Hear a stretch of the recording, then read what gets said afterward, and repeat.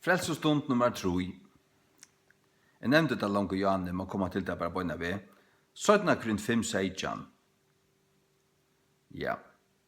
17 Korint 5:16. Tessvegna, om nekar mevur, veri i Kristi. Vi veri i Kristi. Tessvegna, om nekar mevur, veri i Kristi. Han ein nudjur skapningur. Nudjur skapningur, endurfødder, ein nudjur skapningur. Ikke gammal. Ikke bare det gav gamla, det som alltid er nå. Han en nudjur skapningur. Gamle loter farne borstur, det gamla er vekk. Så i alle loter var nudjur, alt var nytt. Ja. Du i Kristi? Så alt var nytt. Alt. Og om du er i Kristi i 20 år, du i Kristi, så du livande.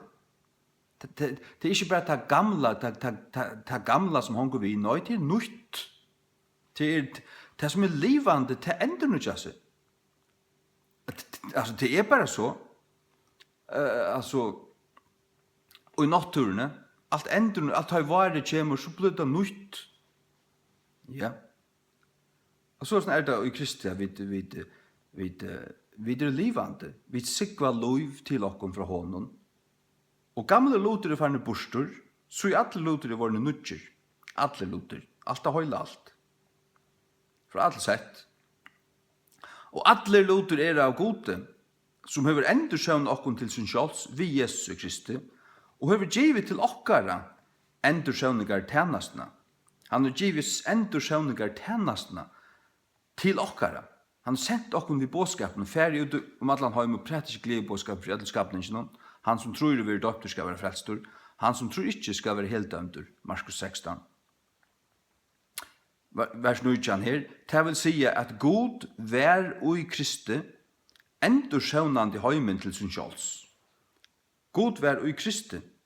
God was in Christ reconciling the world unto himself. God vær og i Kristi. Endur sjøvnande heimen til sin sjåls. Og tilroknande tøymen misgjerir tørra, og hever liti upp i hendur okkara endursøvningar åre.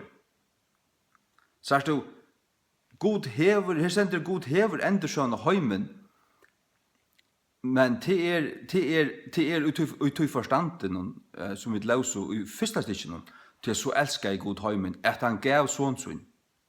God elskar heimen, God gav ötlen heimen og sin sånn.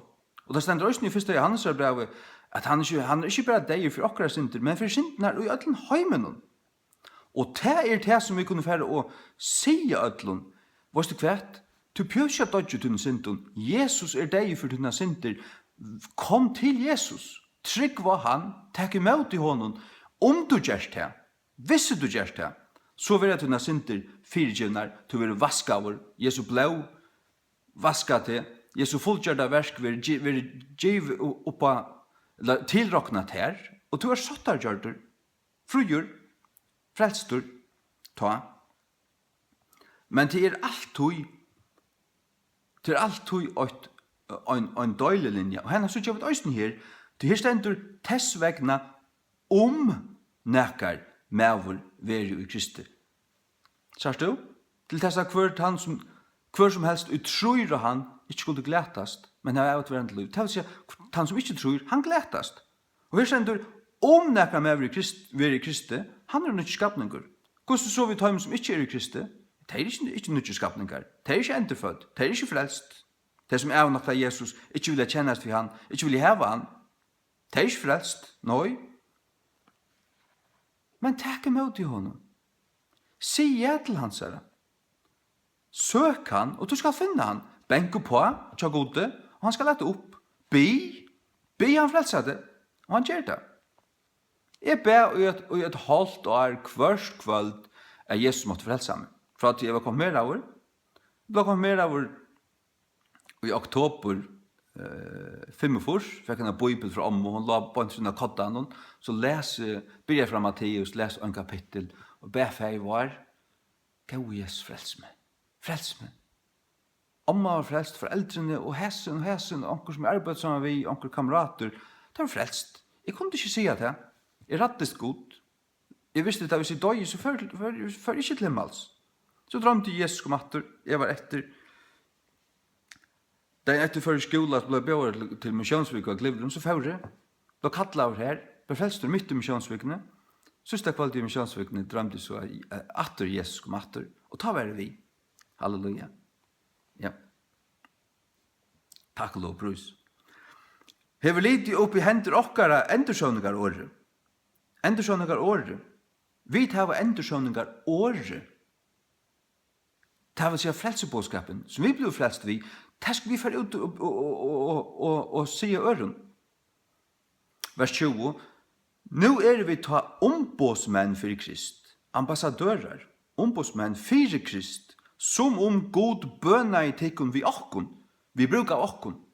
Ta vi føre ut og vittna og be ånder tekken mot Jesus, så vi et ombåsmenn for Krist, vi føre hans herre vekkene, som god bøna i, vi okkara munne. Jesus sier det også, hevder tidsen med det munnen året, så for det tekken mot tikkere. Hevder vreka mot året, så for det også vreka tikkere. Det bare så. Og han som tekker møter tikkene, tekker møter mer. Sier Jesus også. Han som tekker møter mer, tekker møter færre munnen. Så det er hvis det tekker møter okkon, tar vi komme og Jesus Kristus sted, og høyre akkurat båskap, og tekker møter gledebåskapen som vi båda dem, så tekker det møter Jesus. Halleluja. Vi kan jo bjaue øren Jesus til. Halleluja. Nå vi ta ombåsmenn for Krist, som god bøna i tikkun vi okkon, vi beia tikkun i steg i Krist, vi beia tikkun og i steg Krist, som i steg Krist. Jesus brukar okkon, han vil fyllt okkon vid sin anda, og han brukar okkon til at kalla folk til søgn. Vi beia tikkun i steg Krist, vere tid endersøvnar til Guds, vi etter gjedd, blive tid endersøvnar til Guds. Det vil si sjalt altså Jesus har gjørst alt, og det fullt gjørst, det det som vi færre bjøva folk til vårt. Det akkurat som Britlev til kongssinen, han sender ut og sier, kom til at alt tilgjørst, kom nu, det alt klart. Kom med Britlev. Alt klart, alt tilgjørst, hva på du til? Det er mest til fullt gjørst. Det pjøser på, kom bare, kom. Det ikke av verskene likevel, men ta Jesus kommer inn, ta det blir hans rabatt, han fyller det vid sin anda, og han ender nødja til vid sin året, du leser hans år, så blir det han som gjør sitt versk ut der. Det øyneste som ordentlig viktig, det at du krøster du i han, klynker det til han din frelsere. Han ikke bare din frelsere, han din frelsa. Jeg vil være frelstor til at øya Jesus. Han min frelsa, simpelthen. Jeg kan ikke frelsa meg selv, heldig ikke du, ungen kan. Den som sonen hever liv, den som ikke hever Guds son, hever ikke liv. Du måst heva Jesus. Vers 21.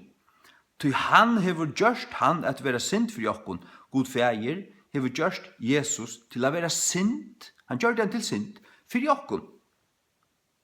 Som kjente onka sint, Jesus kjente onka sint. Men han ble gjørt til åkt vi okkara sint og straff, okkara sint var løgt av han. Halleluja. Som kjente onka sint, at vi måtte være gjørt Guds rattvise i hånden. Vi gjørt til Guds rattvise i Kristi. Ta vi det i Kristi. Så du at du i hånden. Det i Kristi alt det. Det ikke å høyre til kyrkjene. Jeg var i kyrkjemorgon, ta ferie hver sundag. Og så du frelstor. Det nytter han ikke. Du måst øye Jesus. Det nytter han ikke kyrkjan øye det. Det nytter han ikke kyrkjan øye det. Du skal øye Jesus, og Jesus skal øye til. Så du frelstor. Amen. Jesus var sikkert til tess.